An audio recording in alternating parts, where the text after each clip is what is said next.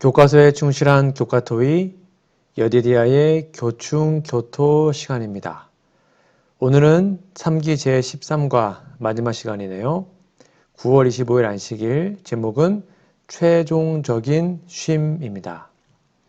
연구 범위는 계시록 1장 9절에서 19절, 마태복음 24장 4절에서 8절, 23절에서 31절, 계시록 14장 6절에서 12절, 히브리서 11장 13절에서 16절, 빌립보서 4장 4절에서 6절에 있는 말씀입니다. 우리 기억절 말씀입니다.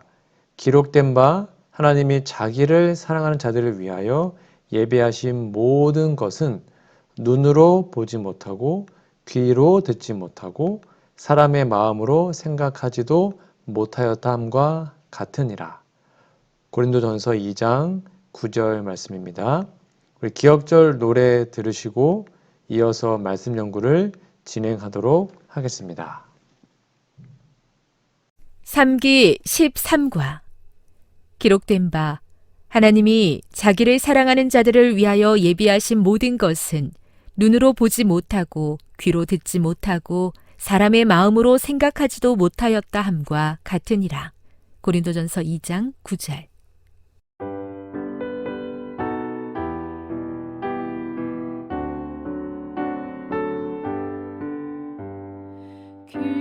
기록된 바 하나님이 자기를 사랑하는 자들을 위하여 예비하신 모든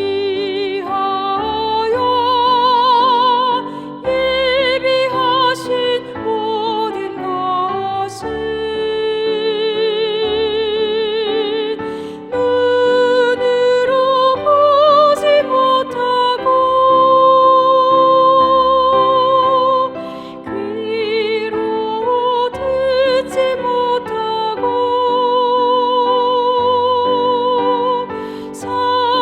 귀로 듣지 못하고 사람의 마음으로 생각하지도 못하였다 함과 같으니라. 고린도전서 2장 9절. 9월 19일 일요일입니다. 제목은 최후의 모습을 보여주심. 첫 번째 질문해 보시면 요한은 이 환상을 통해 어떤 위로를 받았을 것으로 생각되는가? 계시록 1장 9절에서 19절을 읽어보라. 본문이 길지만 읽어보시고 한번 답을 적어보세요.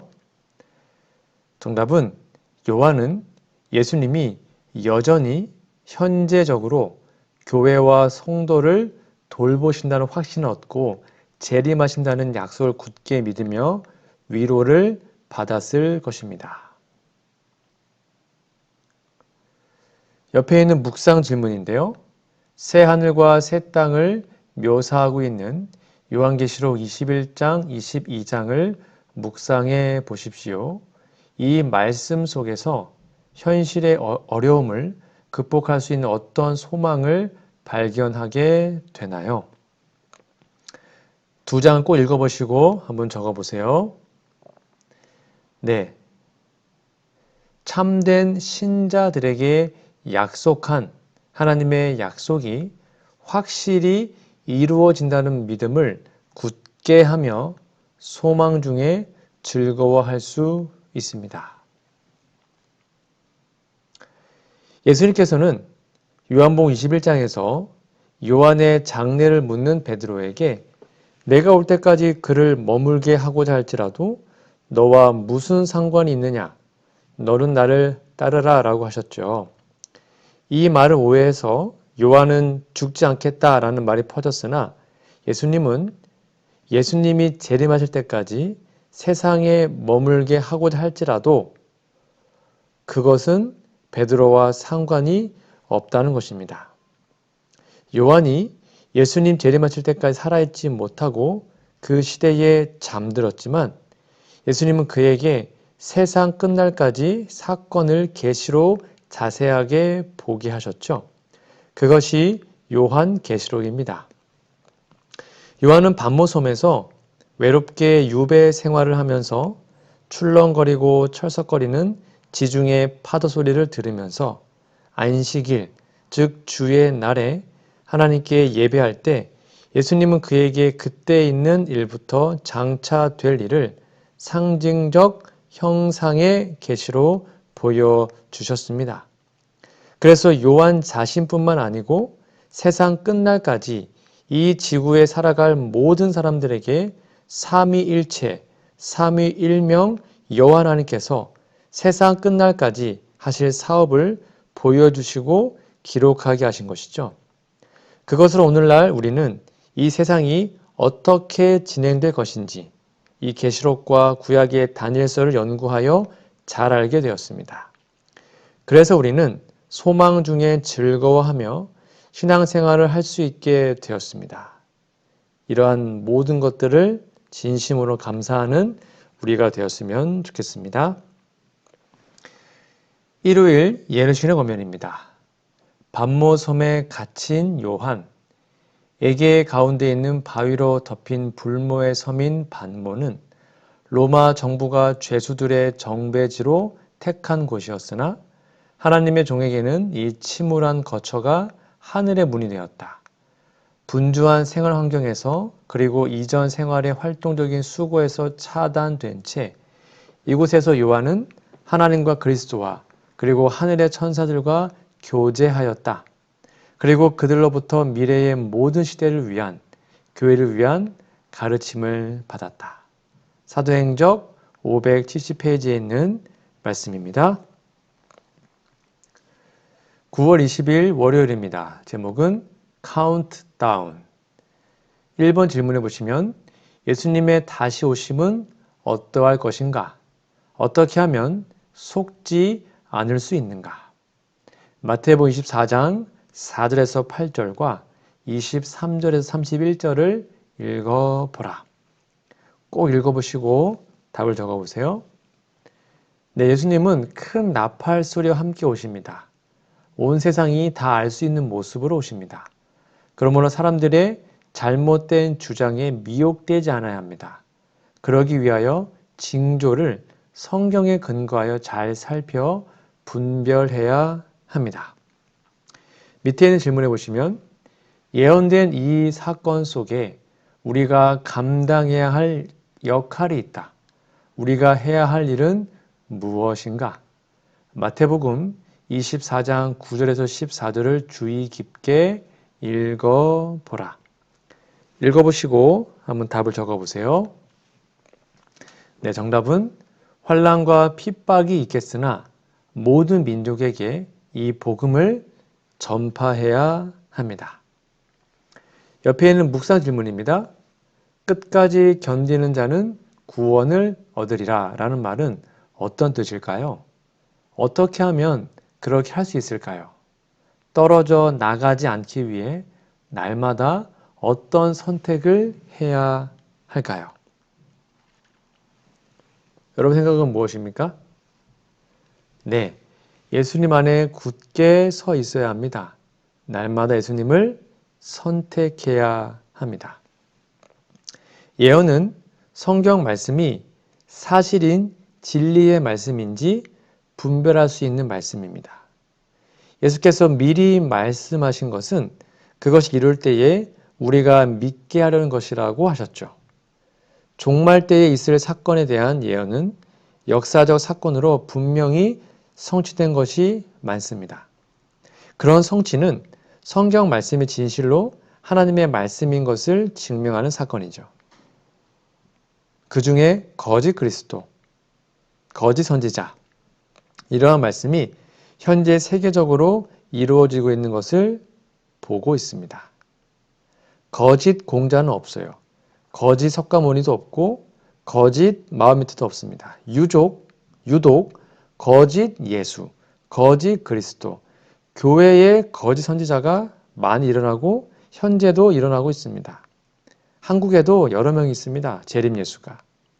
그래서 예수님은 재림의 징조에 관하여 묻는 제자들에게 맨 먼저 주의할 것으로 그러한 사람들에게 미혹되지 않도록 하라고 말씀하셨습니다. 우리는 아주 면밀히 그들의 주장이 성경과 일치하는지 살펴야 합니다. 그렇지 않으면 다 가짜입니다. 어머니 하나님이 있다. 이러한 주장도 요즘에 한 교단에서 하죠. 성경에 그런 말씀이 없어요. 갈라디아 4장 28절에 하늘에 있는 예루살렘 우리 어머니니 그런 말씀도 하나님에 관한 말씀이 아니에요. 이 말씀은 하늘에 있는 예루살렘에 관한 것이죠. 다 억지로 우기는 것입니다. 또한 재림하신 예수님은 절대로 땅에 발을 딛지 않으십니다. 그분은 공중에 오셔서 성도들을 공중으로 끌어올려 공중에서 맞이하게 하십니다. 분명히 데살로니가 전서 4장 16절 17절에 기록되어 있습니다. 그러니까 지금 땅에 발을 붙이고 다니면서 나 재림 예수다 라고 말하면 다 가짜입니다. 우리는 말씀을 자세히 살피고 또 자세히 깨달아야 합니다. 그래서 속지 않아야 합니다. 이러한 지혜가 우리 안에 늘 있기를 간절히 바랍니다. 월요일 예언신의 권면입니다. 낭비할 시간이 없음. 우리는 이 지구 역사의 마지막 단계에 살고 있다. 예언은 성취되고 있다. 얼마 안 있어 그리스도께서는 권세와 큰 영광으로 재림하실 것이다. 우리에게는 낭비할 시간이 없다. 열렬한 경고의 말씀으로 기별을 외쳐야 한다. 우리는 온 세상에 있는 사람들이 회개하도록 설득시켜 장차 임할 재앙을 피하게 해야 한다. 저들에게는 구원에 이르게 하거나 멸망에 이르게 할 영혼들이 있다. 복음전도 217페이지에 있는 말씀이었습니다. 9월 21일 화요일입니다. 제목은 전진 명령. 질문해 보시면 계시록 14장 6절에서 12절을 읽어보라. 이 말씀은 무엇을 가르쳐 주고 있으며 우리는 세상에 어떤 기별을 전해야 하는가? 이 기별을 신속히 전해야 하는 이유가 무엇인가? 그 유명한 세천사의 기별이죠. 한번 읽어보십시오. 네, 온 세상 사람들에게 전해야 하는 영원한 복음의 기별이라고 가르칩니다. 심판하실 시간이 이르렀기 때문에 신속히 전할 기별이죠. 바로 새 천사가 전한 기별입니다. 밑에 있는 질문해 보시면 계시록 14장 11절을 읽어보라. 짐승과 그의 우상에게 경배하는 자들이 경험하게 될 쉼 없음에 대해 무엇이라고 설명하고 있는가? 한번 답을 적어보세요. 네, 고난의 연기가 세세토록 올라갈 것이라고 말합니다. 그래서 그들에게는 의식이 있는 동안은 절대로 쉼이 없게 됩니다. 옆에 있는 묵상 질문입니다. 새천사의 기별의 첫 번째 부분이 영원한 복음으로 시작하는 이유가 무엇이라고 생각합니까? 새천사의 기별을 세상에 전하면서 이 위대한 진리를 항상 앞세워야 하는 이유가 무엇일까요? 참된 쉼에 대한 개념에서 복음을 이해하는 것이 핵심이 되어야 하는 이유가 무엇일까요? 여러분의 생각을 적어보시기 바랍니다. 영원한 복음은 새천사의 기별의 핵심 내용입니다. 영원한 복음과 새천사의 기별이 각각 다른 내용이 아니죠. 복음은 곧 쉼과 구원과 안식과 기쁨을 주는 기별입니다. 여러분, 영원한 복음을 가지고 그들이 외치는 기별이 새천사의 기별인데 오늘 교과는 영원한 복음의 내용과 새천사의 기별은 약간 별개의 내용인 것처럼 설명하는 것 같습니다. 여러분 잘 기억해야 합니다. 새천사의 기별이 그리스도의 죽음과 부활이라는 영원한 복음으로 시작하고 있음을 주목해 보라. 이 말은 새천사의 기별이 영원한 복음으로 시작한다고 말하고 그 복음이 그리스도의 복음과 죽음과 부활이라고 말하는 것은 이 둘을 약간 뭐랄까 분리해서 이해하는 듯한 인상을 줍니다. 오늘 묵상에서도 말하기를 세천사의 기별의 첫 번째 부분이 영원한 복음으로 시작하는 이유가 무엇이라고 생각합니까? 세천사의 기별을 세상에 전하면서 이 위대한 진리를 항상 앞세워야 하는 이유가 무엇일까요? 라고 한 것도 그런 내용이 아닐까요? 여러분, 우리 재림교회의 예언의 신을 말하기를 세천사의 기별을 믿음으로 말미암은 의의 기별이라고 정의했습니다. 즉, 이 기별은 영원한 복음의 내용입니다. 그러니까 세천사의 기별 자체가 영원한 복음이라고 이해하는 것이 옳다고 여겨집니다. 그리고 계시록 14장 13절까지가 셋째 천사의 기별에 포함되어야 한다고 생각합니다. 왜요? 13절은 11절과 대조되거든요. 짐승의 표를 받고 우상에게 절하는 자들은 밤낮 쉬지 못하지만 하나님의 계명과 예수 믿음을 지키는 자들이 성도들은 그 수고를 그치고 쉬게 된다는 말씀은 서로 대조되는 내용입니다. 영원한 복음, 곧 믿음으로 말미암는 의를 얻은 사람들은 쉼이 있는 사람들입니다. 구원은 쉬는 것입니다. 세천사의 기별은 믿음으로 의에 이르는 사람들은 자아가 그리스도 안에서 죽은 자들이기 때문에 쉼을 얻고 그들의 행한 일이 따라오는 기쁨을 누리게 됨을 여러분 꼭 기억하시기 바랍니다. 화요일 예루신의 권면입니다. 세천사의 기별을 전해야 함. 모든 믿는 그리스도인들 중에서 제7일 안식일 예수 재림교인들은 세상에 그리스도를 전파하는 일에 선봉이 되어야 한다. 세천사의 기별 가운데는 안식일 진리를 소개해야 할 사명이 포함되어 있다. 이 기별 속에 있는 다른 진리들과 함께 이 안식일 진리를 전하되 주목하여야 할 가장 위대한 중심 인물인 예수 그리스도를 빼놓아서는 안 된다. 복음교역자 156페이지에 있는 말씀이었습니다. 수요일입니다. 9월 22일 수요일 제목은 평안한 휴식. 히브리서 11장 13절에서 16절을 읽어보라. 오래전에 살았던 사람들 뿐만 아니라 오늘 우리에게도 소망이 되는 어떠한 위대한 약속이 기록되어 있는가? 한번 답을 적어보세요. 네, 더 나은 본향, 하나님이 친히 예배하신 하늘 새 예루살렘 성에 들어가는 약속이 믿는 모든 사람에게 주어졌습니다. 밑에 질문입니다. 예수님께서는 죽음을 어떻게 묘사하고 있는가? 요한복음 11장 11절을 읽어보라. 읽어보세요. 네, 죽음을 나사로가 잠들었다라고 말합니다. 즉 성경은 죽음을 잠으로 묘사하고 있습니다. 옆에 있는 묵상 질문입니다. 먼저 잠든 우리의 사랑하는 사람들이 모든 고통과 괴로움에서 벗어나 평안히 쉬고 있음을 아는 것이 그대에게 어떤 위로를 주나요? 여러분의 답을 한번 적어보시기 바랍니다.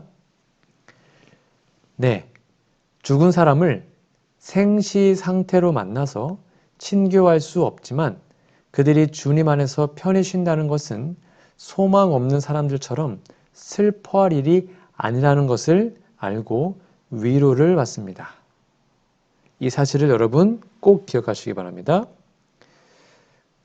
엄밀히 말하면 사람은 죽음 자체의 본질을 모릅니다. 왜냐하면 우린 죽음을 경험하지 못했기 때문이죠. 마찬가지로 생명 자체의 본질도 모릅니다. 단백질과 무기질 등등 적당한 비율로 조화되면 생명체가 나온다? 이거는 말도 안 되죠. 그래서 아메바나 바이러스 같은 것을 만들었다고 그것이 본질적인 생명이라고 할 수는 없죠. 사람이 죽음은 모르지만 죽는 현상을 안다고 봐야 합니다. 똑같이 생명 자체는 모르지만 생명 현상은 안다고 여겨집니다. 즉, 우리가 죽음과 삶에 대하여 말할 때는 이런 현상을 두고 하는 말이지 그 본질을 뜻하는 말을 라고는 할 수가 없어요. 생명은 생명 자체이신 삼위일체 여호와 하나님이십니다. 하나님만 생명이시죠. 즉 하나님을 모르면 생명을 모르는 것입니다. 그렇다고 사람은 여호와를 완전히 알 수 있는 존재도 아닙니다. 우리는 죄를 졌으니까. 아담의 후손들은 생명력을 가지고 생활하지만 엄밀히 말하면 살아가는 것이 아닙니다. 우리는 태어날 때부터 죽어가는 것이죠. 즉 들판을 가다가 꽃을 꺾습니다. 그럼 그 꽃이 살아있는 거예요? 죽어있는 거예요? 네, 겉보기엔 살아있지만 뿌리에서 떨어져 나갔기 때문에 죽어가는 거죠. 그래서 며칠 있으면 시들어 보이지 않습니까? 마찬가지로 인간은 겉보기에는 살아있는 것처럼 보이지만 수명이 닿으면 죽고 없어집니다. 죽어가는 존재죠. 예수님께서 십자가에서 사망을 패하셨기 때문에 아담의 모든 후손은 생명을 얻게 되었습니다. 그래서 의인이나 악인이나 다 부활하게 됩니다. 그런데 악인은 그 생명을 거절했기 때문에 부활한 후에 예수님이 부활하셔서 준 그 생명을 반납해야 합니다. 그것이 마지막 심판이고 결과죠. 그들은 모두 생명 없는 시체들이기 때문에 하나님은 사랑으로 그들을 불에 태워 화장시켜 주시는 겁니다. 그것이 곧 불못이죠. 이미 죽어있는 존재를 태우는 것입니다.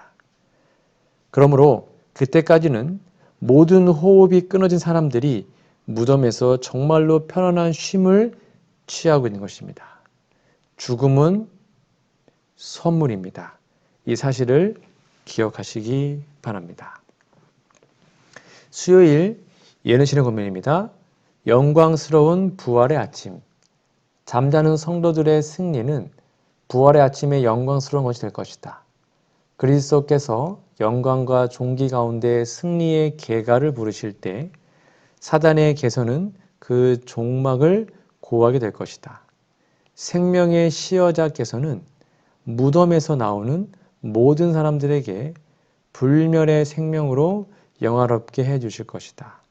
가르법은 기별 1권 306페이지에 있는 말씀이었습니다. 마지막 목요일입니다.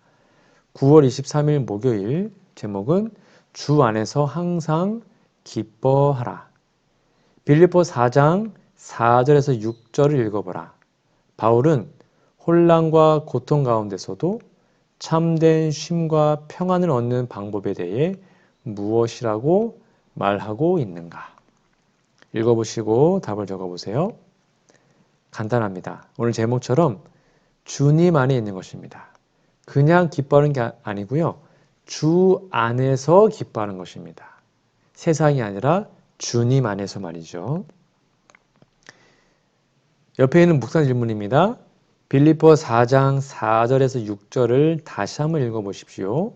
그대가 지금 어떤 상황에 놓여 있든지 간에 여기에 기록된 위대한 말씀을 그대의 삶에 어떻게 적용할 수 있을까요? 네, 한번 답을 적어보세요. 정답은 예수님은 항상 성도들 가장 가까이에 계십니다. 그분과 얼굴을 대하여 만날 시간은 죽음의 잠을 잔 바로 다음입니다. 진실로 속히 오시는 예수님이심을 우리는 기억해야 합니다. 사람은 시간 세계에 매여 있죠. 각 사람에게 허락된 시간인 수명이 닿으면 죽는 것입니다. 그게 바로 죽음이죠. 그리고 죽은 자는 아무것도 모릅니다. 그에게는 즉 시간이 없다는 것입니다.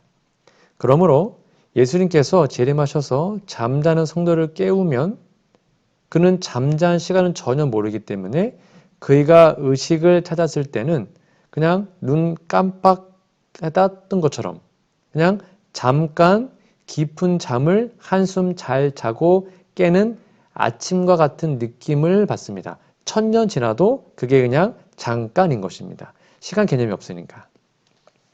그래서 우리 주님 예수님께서는 재림하시는 것은 모든 잠든 성도들에게는 진실로 속히 오신 예수님이 되는 것입니다. 왜요? 아담도 눈 뜨자마자 재림인 것이고 느낌이 6,000년 지난 우리들도 만약 지금 죽으면 눈 감으면 바로 재림이거든요. 그러니까 예수님이 속히 오신 겁니다. 느낌상으로는 눈 깜짝할 사이 오시는 거니까. 이것이 성경이 계시하는 진실로 속히 오신다는 말씀의 복음이죠. 아브라함이나 베드로나 바울이나 누구든지 자기가 잠든 바로 그 다음날 아침에 재림하신 예수님을 맞는 것입니다. 느낌적으로. 죽은 자에게는 역사적 시간이 없기 때문입니다. 이 진리를 깨닫는 신자들은 사회적 징조나 천연계의 징조를 살피는 것은 중요하지만 그보다 더 중요한 것은 호흡하고 의식이 있는 매 시간을 주님 안에 있는지 스스로 시험하고 살피는 것입니다. 왜요? 오늘 내가 죽으면 오늘이 재림이거든요. 그리고 주님이 가까운 것을 실감하고 기뻐하고 관용하며 감사하고 모든 욕심을 버리고 오늘 하루를 주님 안에서 한 발자국도 벗어나지 않도록 살아야 합니다. 그러므로 히브리 3장 13절 말씀처럼 오직 오늘이라 일컫는 동안에 매일 피차 권면하여 너희 중에 누구든지 죄의 유혹으로 완고하게 되지 않도록 하라는 이 말씀이 우리의 삶에 적용되기를 간절히 소망합니다. 목요일 예르시는 고면입니다. 기쁨으로 충만한 하늘. 하늘은 기쁨으로 충만해 있다. 그것은 인류를 구속하기 위하여 그처럼 놀랍게 희생하신 분을 찬양하는 노래로 울려 퍼진다. 지상의 교회가 찬양으로 충만해져야 하지 않겠는가? 그리스도인들은 그리스도를 섬기는 기쁨을 온 세상에 알려야 하지 않겠는가? 하늘에서 찬양의 노래로 천사의 합창단에 연합할 자들은 지상의 하늘의 노래, 곧 감사로 된 이 죽음이 아닙니다. 오타입니다. 주음, 쉽게 말하면 으뜸음이라는 뜻입니다. 곧 감사로 된 으뜸음을 배워야 한다. 교회 증언 7권 244페이지에 있는 말씀입니다. 제13과입니다. 벌써 다 끝났는데요. 오늘은 최종적인 쉼이라는 제목으로 함께 말씀을 나누었습니다. 이번 한 기 동안 여러분 예수님 안에서 진정한 쉼과 안식을 경험하셨는지 모르겠습니다. 구원은 곧 안식이고 구원은 곧 쉼입니다. 이 사실을 꼭 기억하시고 이번 한 기를 마무리하시면 좋겠고요. 연구 범위 꼭 읽어주시고 기억절도 외워주시면 좋겠습니다. 우리 이제 다음 주부터는요. 신명기에 대해서 배울 텐데요. 구약 모세오경의 한 책이었던 신명기라는 책을 통해서 한 기 동안 공부하겠습니다. 다음 주는 신명기 서문에 대해서 함께 공부해 보도록 하겠습니다. 기도하고 마치겠습니다. 하늘에 계신 우리들의 아버지, 세상에서 마주하는 현실로 인해 좌절과 낙심 가운데 있을 때 하나님의 분명한 약속을 바라볼 수 있는 믿음을 주시니 감사합니다. 우리를 위해 분명히 준비된 하늘나라를 마음에 품고 하늘의 평안과 쉼 가운데 살아가게 도와주시옵소서. 너무나도 확실한 예수님의 재림을 준비된 마음과 모습으로 기다리도록 예언을 주신 하나님께 감사드립니다. 허락된 말씀에 주의를 기울이며 우리에게 맡겨진 사명의 끝까지 충성하는 재림 성도가 되게 하여 주시옵소서. 사명을 가진 사람은 그 삶의 목적이 그렇지 않은 사람과 다를 수밖에 없음을 인정합니다. 예수님의 재림을 기다리는 재림 성도로서 세천사의 기별을 땅끝까지 전하는 일에 우리가 할 수 있는 최선의 노력을 다하게 도와주시옵소서. 하나님을 믿는 사람들에게 죽음은 사소한 일에 불과한 것이라고 말씀해 주시니 감사합니다. 하나님께서 허락하신 부활의 약속을 굳게 믿고 죽음에 대한 두려움을 극복함으로 하늘의 평안 가운데 살아가는 우리가 되게 하여 주시옵소서. 또한 주 안에서 기뻐하며 주 안에서 참된 쉼과 평안을 누리고 싶사오니 세상의 유혹에 휩쓸려가지 않도록 우리의 마음을 붙잡아 주시고 항상 주님 안에 거할 수 있도록 도와주시옵소서. 예수님의 이름으로 간절히 기도합니다. 아멘.